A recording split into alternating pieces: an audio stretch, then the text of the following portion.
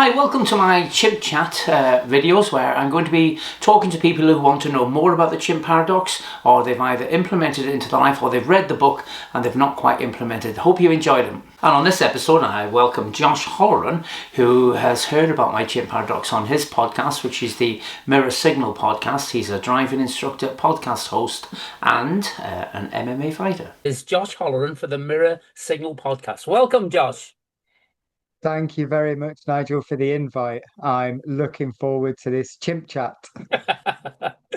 Great, Josh, and it's great to catch up with you. We've had a bit of a chat for maybe 6 or 12 months now, really, isn't it? Since we first met. How long was it, Josh? Yeah, I think it must be coming near 12 months since we first started talking, and then you came onto my podcast and enlightened me about the chimp. Mhm. And after we done that episode, I bought the book and I keep picking it up, and then work takes over and it goes back down again. And I've not really read anything since our episode. Just life gets in the way. But now I'm at a point where I'm like, no, I need to start doing something for me Mhm. and my development. So yeah, it's come at a good time, I think, to start looking inwards instead of trying to do everything out there, if that makes sense. Oh, that totally makes sense, Josh. And that's how once I discovered the Chimp Paradox, that was the main influence on me, because I wanted to do something for myself, and I could see that I needed to do things in life, and I couldn't do them because I didn't know what was holding me back. And once you find that key to that, then it's a great way forward in life. Josh, you've actually read a book that I haven't read called, oh, you said you read it a while ago, and some of it might resonate with the chimp, and it was called Thinking Fast and Slow. I have seen it, Josh. What can you remember when you read that? So that one, it was about two different parts of the brain, Mhm. and you've got your fast part that's almost reactive. Yeah. And from what I remember of the book, that one can be quite easily either manipulated Hmm. or can almost deceive yourself at times. And then you've got the slow part of the brain, which takes longer to process, but it's the one we should be using, the one that we should be listening to. And if we can control that one and minimize the fast thinking, then we can make better decisions through everything, really. That's so interesting, Josh. There's so many parallels there with the chimp paradox, but in what Steve has developed here is that there are three parts of the brain, but the way you've described those two parts there, Josh, that's very similar to the two parts of the brain which he describes in the book, was called the chimp and the human. So, did the book go into any techniques of managing those, Josh? Did you find any advantage from reading it? Sorry, have you implemented anything of that into your life? The I can't really quote specifics from the Oh book. It no. was a while ago, but the Yeah. understanding that it gave me Good. of my own brain and my own reaction to situations, Yeah. a lot of things really stood out. Whether it was our biases as people, and whether it was like statistics and data, we can almost see something and make a conclusion straight away, and that conclusion isn't always correct. And I think it often comes up in a lot of books, like you put two shapes that are slightly different, a line, Hmm. and either side of the line is a different shape, and the line in the middle looks a different size, and it's tricking your brain. It's exactly the same I size, see. but Yeah. it looks different. And that things like that really stood out because it's obvious when you see it, when you know it, Hmm. it's obvious. But when you don't see it or you're not looking for it, it's not obvious. And the way it made me understand my brain and why we make the decisions we do, Hmm. we think we've got this freedom that decision we make is ours. And it's not. It's anything, shops, social media, mainstream media, Yeah. everything. There's a reason the wording is used, the colors are used, Hmm. Yeah. everything. And it's that part of the brain that they're targeting for us to make those I guess sometimes impulsive decisions. And Exactly. it's all structured around manipulating the brain. Mhm. And it becomes quite frustrating when you see it and you're like, you start to understand why and what's happening. Interesting. Yeah. And it just kept me fascinated and then led me on a path, a little bit of psychology and understanding what's going on there.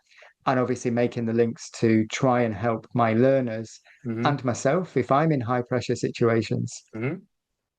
Very interesting that, Josh. Yeah, it's as you say, well, it's becoming aware, and I think of what's happening in your mind is where the real key lies. And I think that is, to me, that is the gift that Steve Peters has given well, to me anyway, and to any people who take the time to read that book and learn that model. I, you know, Josh, I've been a driving instructor for 30 years and I've been driven all my life. So driving is my life. So I have to compare it to pretty much to driving. And if you think about a car, Josh, we get a pupil in a car, don't we? Do they need to know about fuel injection? Do they need to know about crankshafts? Do they need to know about clutches, gearboxes? They don't need to know the intricate workings of that. And similarly, we don't need to know the intricate workings of the brain as much as somebody like Professor Peters does. But what he's done, Josh, is actually allowed me and people who read it to manage our brains and get different results in our life by just understanding there's just three parts. So to me, it's like a clutch, a gear stick, and a accelerator, and say a steering wheel. All those mechanical power. Your pupil doesn't need to know that, but once they master those skills and understand how to manage the power of the engine under the bonnet and how it connects to the wheels through operating pedals in front of them, three, say, maximum of four items, then they can make that car do whatever they want. And similarly, once you know this model, you can actually change your reactions in life because you understand what part of the brain you are coming from at any one time.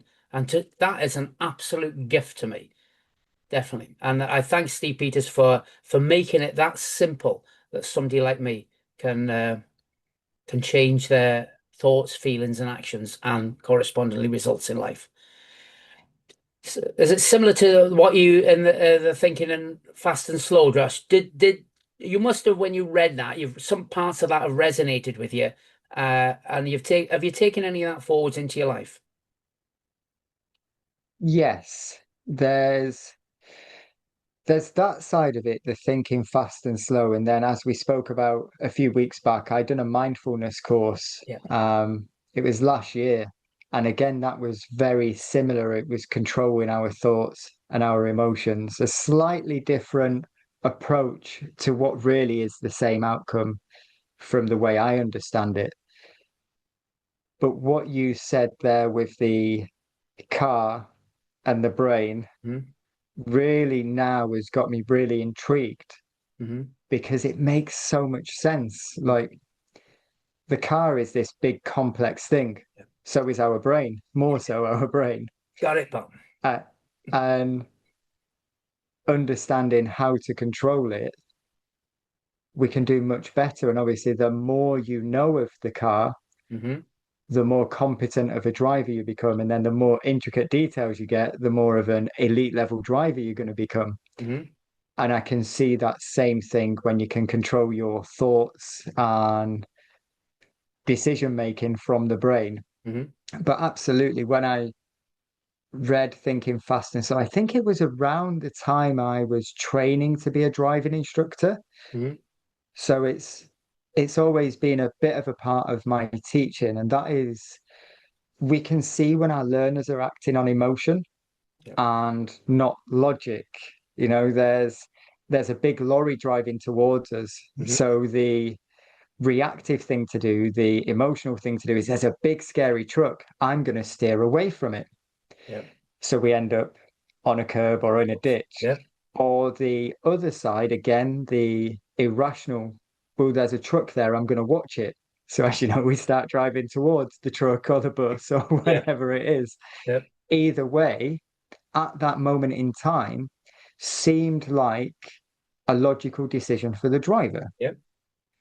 because that's what their brain was telling them. There's a big scary object here, must watch it. Mm-hmm. Or there's a big scary object here, must avoid it. Yeah. and then we stop and we have a chat and we try and unpick that. And then I try and change what I say.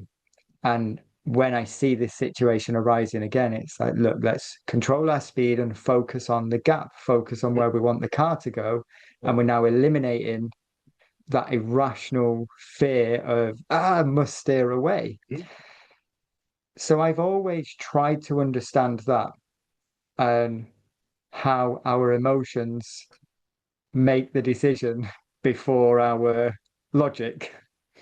What a wonderful analogy that, Josh. Absolutely. And I always, as I'm listening to somebody talking, I'm seeing something in real life. My brain thinks in chimp terms at all times now, because I've got that used to using the model. And there were some wonderful analogies there, the steering away that the chimp can see danger. So what Steve, right in the beginning of the book, he explains it very, very well that when we are formed, even within our mother's wombs, Josh, two brains start to form. And I think he just state within the days of of the embryo forming, the two brains form then, and they both from our genes. We inherit both of them from our genes. There's one logical part of the brain, and there's one more irrational part of the brain. Yes, and as we develop, they're both there. And the one is the chimp, what Steve classes it as the chimp, and the other is the human. The human, it's very good to think of it in computer speeds, Josh, because the human was the logical part of the brain, which you talked about there. If you can get the pupil back into the logical reasoning sort of brain, then you'll get more reaction. But the chimp is the best way to describe it is an innate, primitive survival system built within us all. Okay. And it's got us to the human race to where we are now, Josh. So it's a very, very important part of the brain. And to our great, great, great, great, and I'm sure a lot more great ancestors, it was an absolute essential part of daily life. Yeah.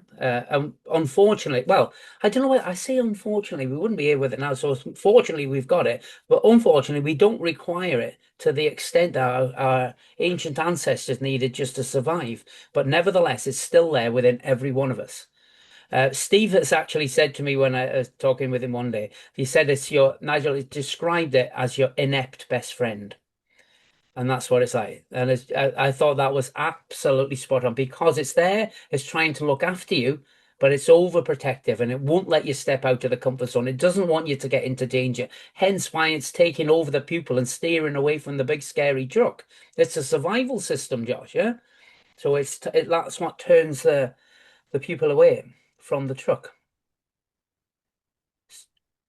So we're gonna delve a little bit now. I like this, and it really fascinates me. Do you think then we struggle to manage it because we're not used to managing it from that young age? Because I know now I'm more protective of my children than my parents probably was of me, and you Hmm. go back a few more generations. Kids probably had to assess risk themselves, Yeah. whereas these days, not so much. Get down out of that tree before you fall and hurt yourself. Whereas I'd have been left to climb it, but if you hurt Yeah. yourself, you're taking yourself to hospital.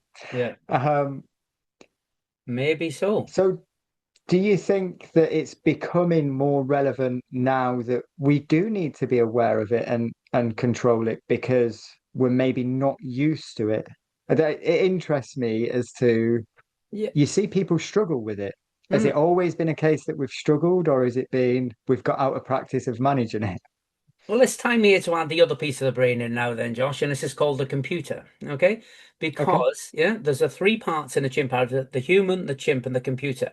I'll just go over the speeds which they all work at the moment, Josh. I think it makes it more relevant if we discuss that now, or before we go into the relevant parts of it. Okay, the human, which is the logical part of the brain, which I think we're in at the moment, and we're having a good conversation on this Friday evening, and we're enjoying talking on a subject that's passionate to us both. There's logic, there's reason in there, and that's the human. But unfortunately for us, that he runs at times one. Yeah, so x1 speed. The chimp runs at times five. Okay.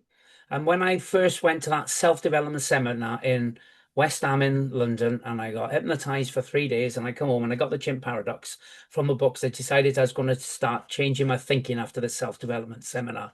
And I bought the best book they give me in Waterstones on thinking. And when I opened it, the first page I opened it on, it said the chimp is 5 times more powerful than a human, and the same quality is in the chimp part of the brain.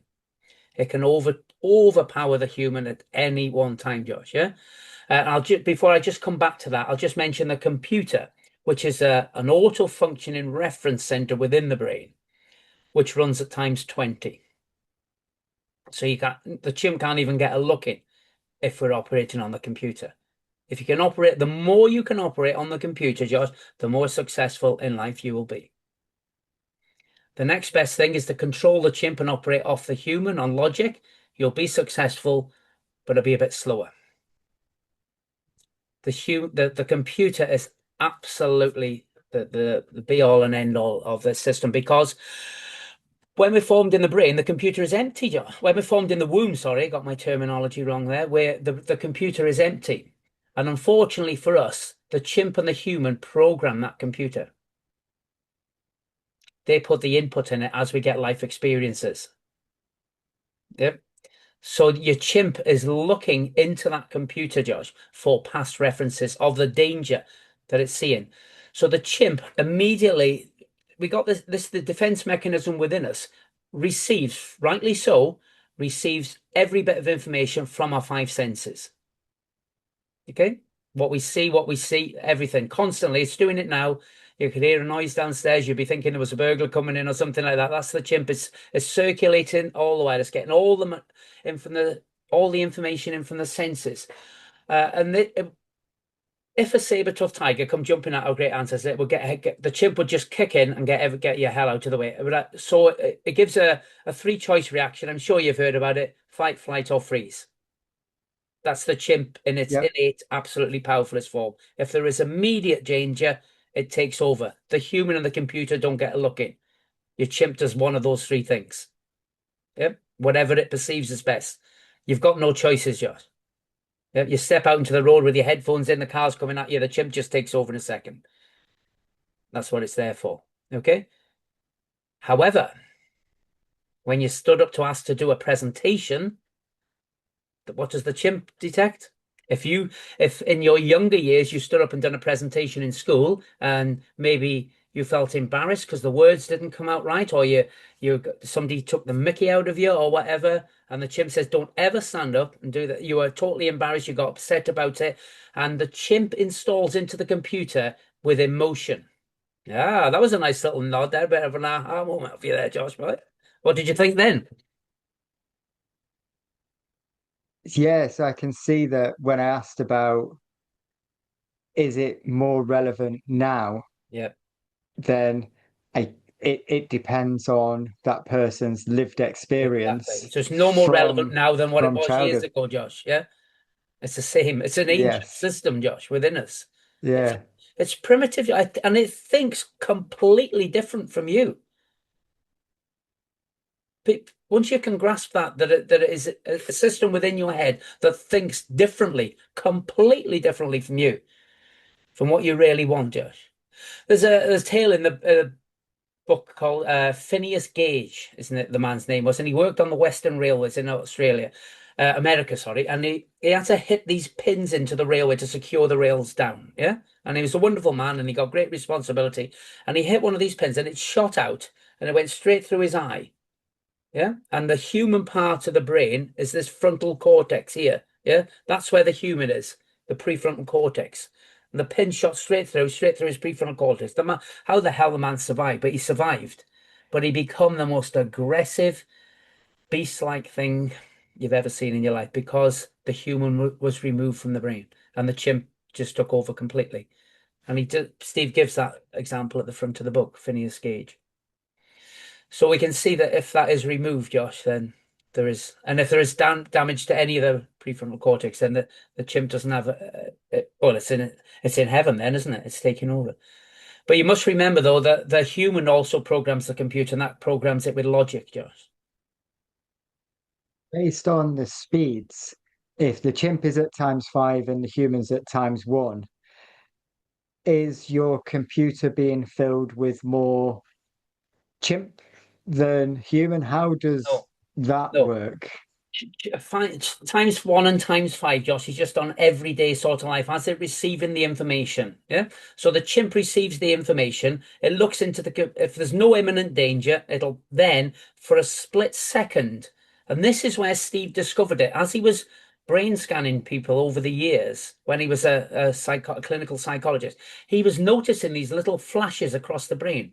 He could see electronic flashes on the scans where the one part of the brain was electronically linking to the other part. And this is how he discovered the Chimp paradox.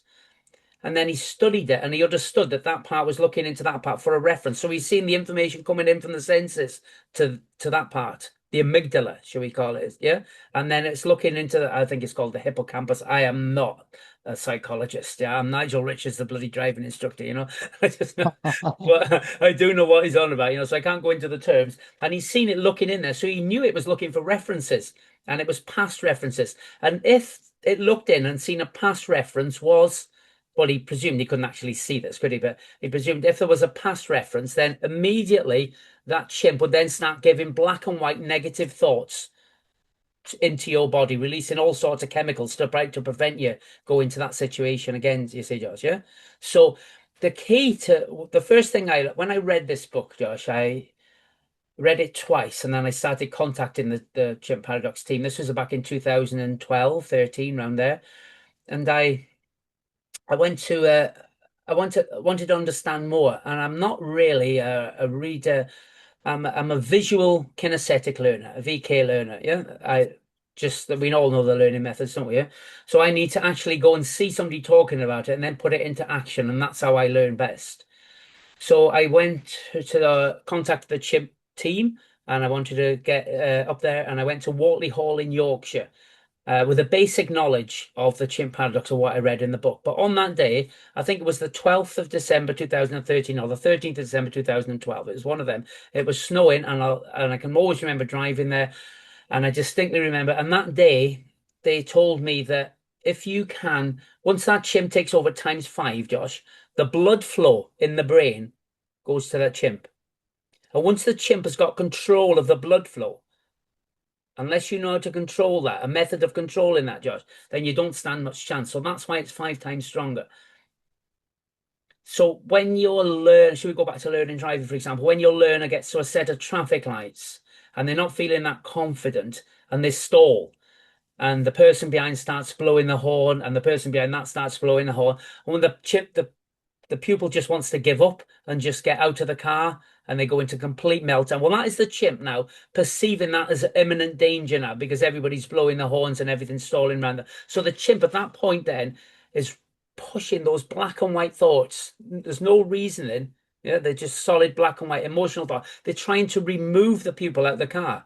It's trying to remove the pupil out of the car. That's what it's doing. So take over, Josh. Josh, just drive me away from here. That's what it wants to get out. It's trying to get them out of the situation.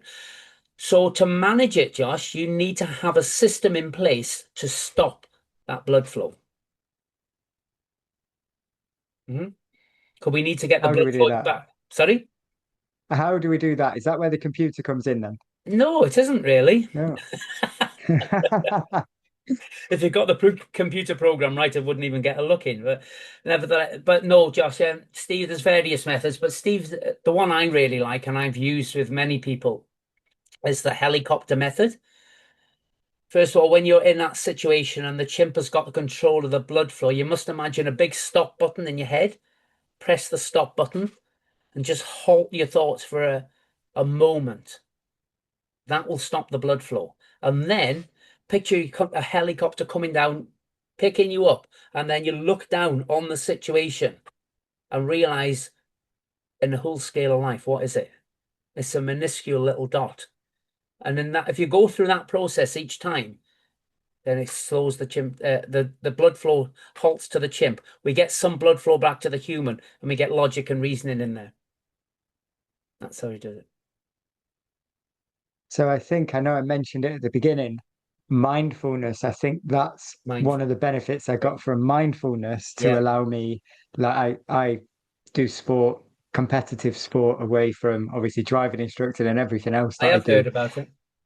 And the the mindfulness is that really helps with those situations. I bet.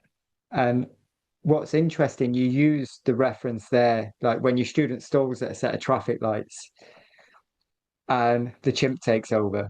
Hmm. And I'm not a psychologist, but I assume the reaction that's happening in the brain and the chemicals that are bouncing around everywhere are going to be the same, really, as that tiger that's coming towards us. Yeah. The reaction in the brain is going to be, I assume, similar. Yep. And the outcome, unless we control it, we're going to be operating on the fight, flight, or freeze response then. Exactly. Yeah. Hmm. That's how powerful a chimp is, you see, Josh. Yeah? And it's their relevant as well, isn't it? It perceives it as danger. It perceives the horn blowing of the cars behind us and the standing up in front of an audience of people threatening, and it tries to control it. And we see it so often in our learners. Mhm. Obviously, both being driving instructors, we spend a lot of our time with nervous, anxious learners driving a big metal car for the first time. Yep. You're right, Bill. So you can see that they're probably operating in the chimp a lot more than they'd like to be. Totally right. There's a good example of that, Josh. You said we're just driving instructors, and when I went to that first event in Wortley Hall in Yorkshire, there was 17 people there. And we all went in a semicircle, and I was here, and the 17 went up, and they started on the left, and they started going round. I was the last one on the right, by the way, yeah. And they started going round icebreaker session. Oh, that's one of these. I haven't been out of a car for 20 years, and all. Bloody hell. Psychologist, psychoanalyst, doctor, professor. Holy Christ, you're a driving instructor. So I call my chimp. Well, I'll get onto that in a minute. My chimp, anyway, was then kicking in and just telling me to get the hell out, get to the door before they get to you. Could just make an excuse, say you want to go to the toilet, you need to be out of this situation. You're totally out of your depth. And that was a wonderful example. And then, do you know what? They got to me and they said, Nigel, and they hooked my holy shit, driving instructor. But that and then that helped me with the chimp handler because that it was Julia, I think, one of the chimp team, and she said, "How wonderful is that?" She said, "There's not one person who sits more by a person with a chimp out of the box all day long than you in this room." And they were right because I subconsciously learned how to manage people and create a calming atmosphere in the car for the pupil to operate at their best, and that was quite relieving when they said that. And then I gelled into the group quite well then because I thought I do have some relevance to being here, you know. But It sounds like a very good room to be in, though. it Like was, yeah, yeah, you don't want to be the top of the room, but if you've got psychologists and yes, psychoanalysts and yeah, everything else, the learning there must have it been, was, yeah, yeah, whether it's chimp paradox related or just understanding what they know as well. yeah, Because being a driving instructor, I think it can be as much of this as you want or as little as you want. You know, you can do yes, the basics, you can teach people to operate a mechanical vehicle, hmm, or you can teach people to really understand themselves and the decisions they're making. yeah. And when you start trying to do that, it becomes, for me so far, it's just an endless path of trying to understand. Yeah, you're right, Paul. But if you've got that simple analogy there all the while to understand where, if you never want to be talking chimp to chimp. So if you can understand what your pupil is, where if your pupil's talking from chimp, you don't want to talk chimp back to them. You need to talk computer or human back to them to get some reasoning to get that chimp back in control, and then try to very much sort of get your pupil back onto logic, or ideally computer, to get the maximum learning out of that session. And that's what really transformed my driving school once I was able to communicate with my pupils better by understanding what part of their brain was speaking to me and what they were acting from at any one time. Enabled me to keep them better within the the learning zone, shall we say. So they got maximum out of the lesson, but also helped me to present them in the test center in the best frame of mind. I'm now seeing links to you must have had it when we get learners from other instructors. Hmm. They always used to shout at me. They was always moving the wheel. That's something now, as you've said that, that's maybe standing out that that instructor was maybe operating on the chimp because they were scared we was going around a roundabout too quick. They've not managed the risk, and now we've got two chimps on the go going That's too it. quick You've around a got it, roundabout. pal. And then they spoke chimp to chimp, and then the chimp said, so then what's the chimp done then on that driving lesson? They've installed into the computer that driving lessons with this person is stressful and don't ever go back there. So that's why they make the phone call saying, I can't afford it this week. I'll give you a ring back. The chimps put that into the computer. So as the days are ticking by towards their next lesson, then they've looked at the chimps gradually looking into the computer. They're looking into their diary or on their calendar and they're thinking, oh Lord, and the chimp can see it coming. So immediately it makes the excuse not to go back. And it's the innate system working again, Josh. You closed your eyes there. There was quite a little moment there. Do you understand? Yeah. I'm noting you, pal. Yeah. It's all adding up when Yeah. I don't know if you have it your way, but the challenging situations, the ones that all the learners talk about, there's a roundabout by us, and Mhm. everyone hates this roundabout. I don't know why, it's just a roundabout. Yeah. But you can see that fear building as soon as they say, oh, we're going down this way. And oh, wait a minute, that's that roundabout. And then their driving all goes to pot. So what's the chimp trying to do? Is trying to stop them going to the roundabout. Yeah. It's just Yeah, blurring their thinking and trying to remove them from the situation. It's there. It's doing its job. The chimp actually has got two functions, Josh. Yeah. And that's all it's there. It's got an agenda of two functions. One, to keep the human safe, not let it get into danger. And two, to produce the next generation. Yeah. That's the only there's two my purposes. excuse for the second one. Sorry. There's our excuse for the second one. It's the chimp. Yeah. Yeah. But that's what it's there for, Josh. It's there to it ensures the human race will continue. And it's once Steve understood that system, I don't know whether you know that he started applying it to himself. He'd never done athletics in his life. And there's a thing called the Masters Games, which is the Olympics for over 40s. And he entered it and broke two world records, 200 meters, Wow. 400 meters, I think. And last year, I think he went back again. He's nearly nearing 70 now. And I think he broke another world record last year as well in athletic running.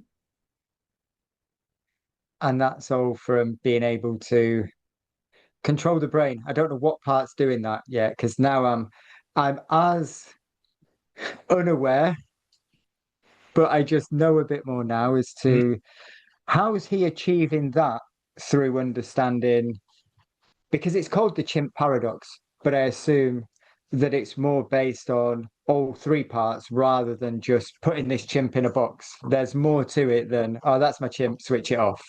Do you know what, Josh? So many people like yourself, they read the book and they read a bit more than what you are. I think they go a few more pages beyond what you've done so far. And then they tend to shelve it, Josh, yeah? There's so many people, I meant I don't think a day goes by without me mentioning the chimp paradox to somebody or somewhere along the line. Oh yeah, I've read it, Nigel. Yeah, I got a chimp. And that's it. And that's a real shame. It's a real shame that they don't go further into it because the secret lies in the computer. And that's where it lies, Josh. Yeah, and he done. I don't know how Steve. I know how Steve programmed his computer because I've done mine the same, and I've done other people's the same. And in that computer lies your values, your truths of life, and your life force, and that runs at times 20. And if you're running and you're acting on the things you believe are true in life, the things you value in life, and a thing called your life force, which is in the chimp paradox if you get that far into it. And if you're acting on any of those three things, you're unstoppable. Totally unstoppable. I guarantee you, pal. And that's where you need to be if you can be on. That's how he gets the 15% out of his athletes. That's why your Chris Hoy broke the world cycling record. He was totally on the computer. I think I think, don't quote me, and I'll put this on the internet. Most probably people might check me out, but I think I'm not. Chris Hoy, when he broke, I think it was Beijing, because Steve went there undercover as a type of mental psychologist for him, and he broke the Olympic record on the cycle in the velodrome, and he done a whole lap. He was still on the computer, And he didn't know it was over till he seen his father waving the Union Jack. And that was he'd done a whole lap after that, I think. Something like that. There's some story like that, that he was that much operating on the computer. And well, That's where my misconception has been. That's why I've been looking forward to this session with yourself, good. because we do get it. I think I've been working more on a surface level, trying to understand the irrational, illogical part of the brain and the logical reasoning part of the brain. And it's like if we slow things down, we can make better decisions, Yeah. which has been working for my learners and for myself with understanding things, and that taking a moment with mindfulness to just control my thoughts and bring it all back in Yeah. without really knowing or understanding how the computer comes into play Mhm. and what that can do and what that does. Yep.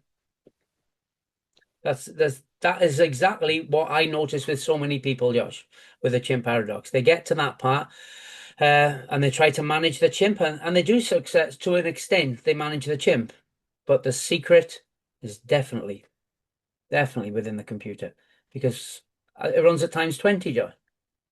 You don't get a an absolute look in at all. Well, just use myself an example, Josh. I wanted to expand my driving school for a long time, for years, but the chimp held me back all until I understood what was happening in my mind. It held me back, and just saying that everybody wants Nigel to teach them to drive. Nobody else would. They all want Nigel. Why did you call it Nigel Richards Driving School? But once I programmed my computer to so that when my chimp looked in, to understand that that didn't matter and I could do it because other people had done it under their own name, then that's how I done it. And then once I was running off the computer, that's how I got it, because the chimp couldn't get a look in there. But you got to know why you're doing it. Why is such a powerful thing? Why do you want it? I was 48 years old, couldn't run from one lamppost, physically obese, couldn't run from one lamppost to the next. Then I discovered why I wanted to be fitter. And that's within 2 years, I'd run the Lakeland 50-mile ultramarathon. And that 3 years ago to this very weekend coming up now, I'd done the Llangollen round, 32 miles over all the mountains in Llangollen, come seventh out of 200. But because you don't understand why you want to do it.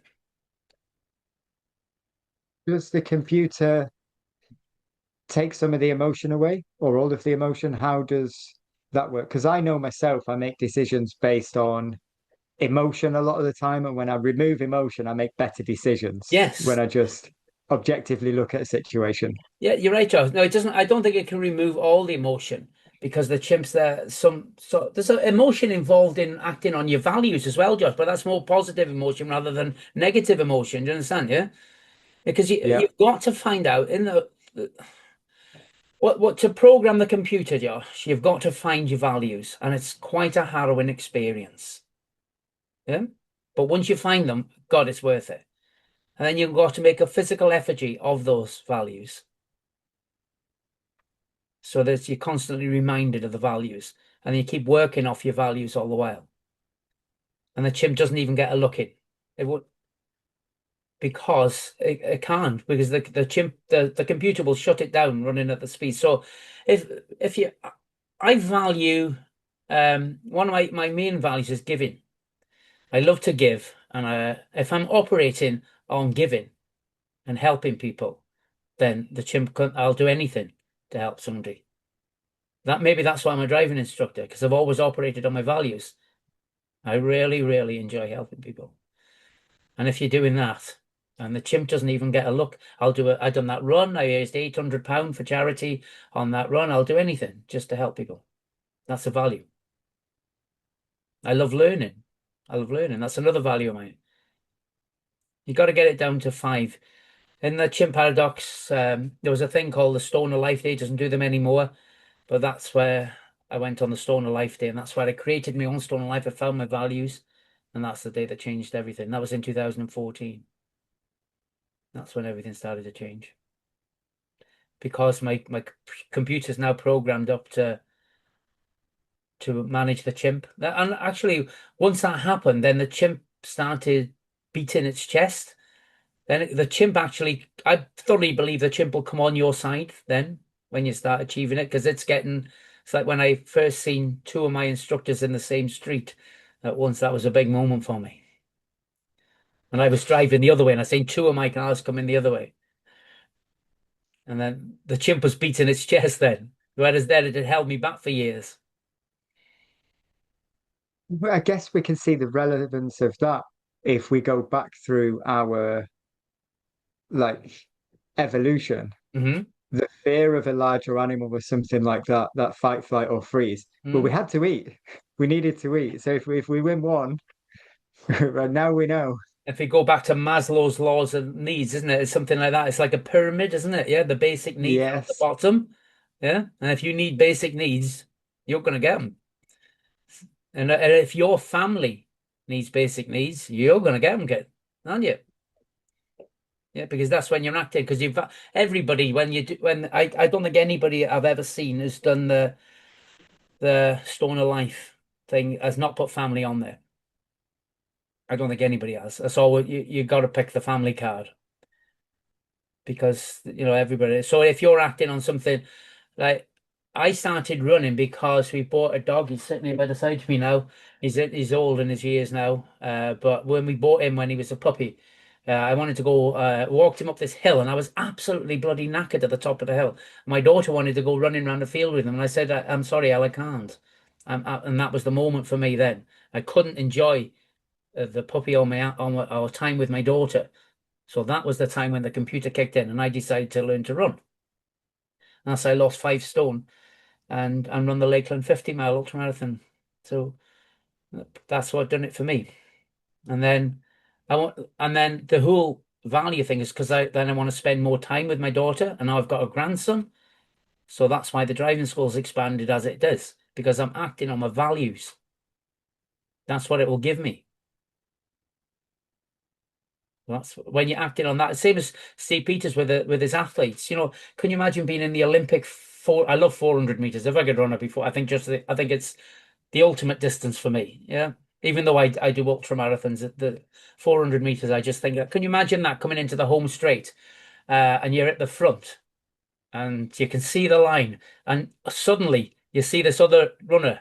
You're in competitive sports, so you must be able to compare this, Josh. And you can see this other runner, and you've got from here to go, and you've got 4 years of training behind you.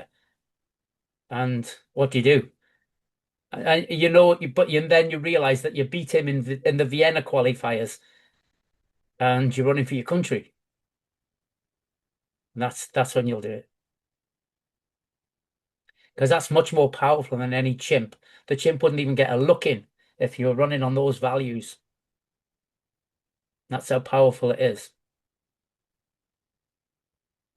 I can certainly see, like you say, with my sport, you've got to have a purpose. I mean, Yeah. most of the time when I go on and compete, it's Mhm. not at elite level, but I can, like the last competition I'd done, there was no fear. There was No. just, it was planned, it was structured, I trained, I had everything lined up, everything was there. Hmm.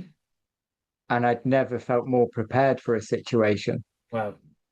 But it's been definitely eye-opening having this conversation. I'm looking forward to reading the book and Hmm. I'm not just reading it, but actually taking the time to study it and see how it works for myself. Hmm.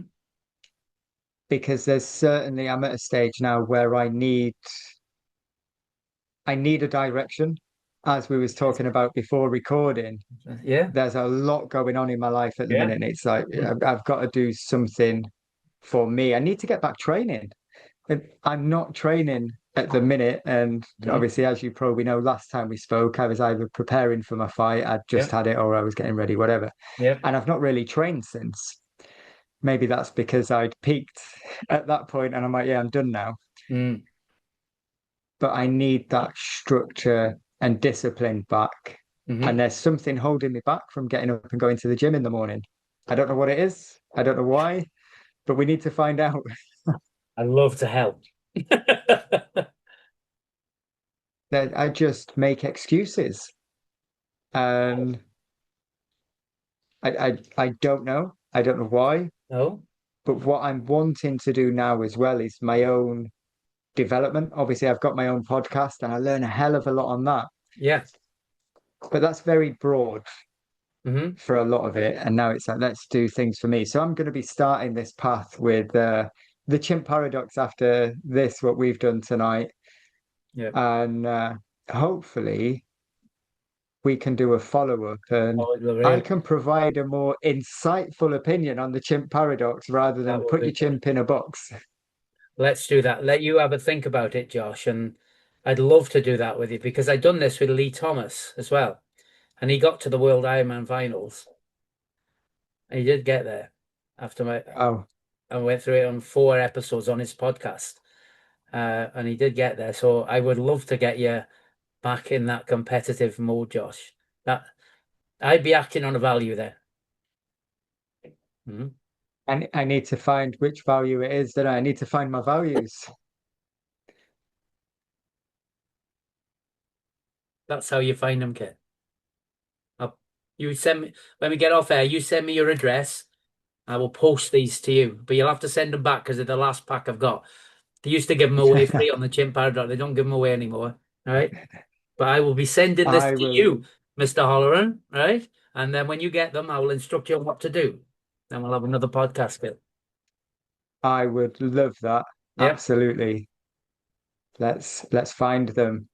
Okay And then. I'm looking forward to it. I'm seeing this now as a bit of a almost a work in progress. Like Yeah. let's understand that brain and I use knew it it for would end up. positive. I would knew it wouldn't end up as one. This will be good. People get to follow my journey on where the chimp takes me, I That guess, would or be that. not, as the I case love may that be. because I really, I had an Instagram account and I lost touch with Lee because I lost the Instagram account. Again, I'm just making an excuse. I suppose I could find him, but I know he did get to the World Ironman finals. He did qualify. That was our aim, and that was what we done. And I programmed his computer.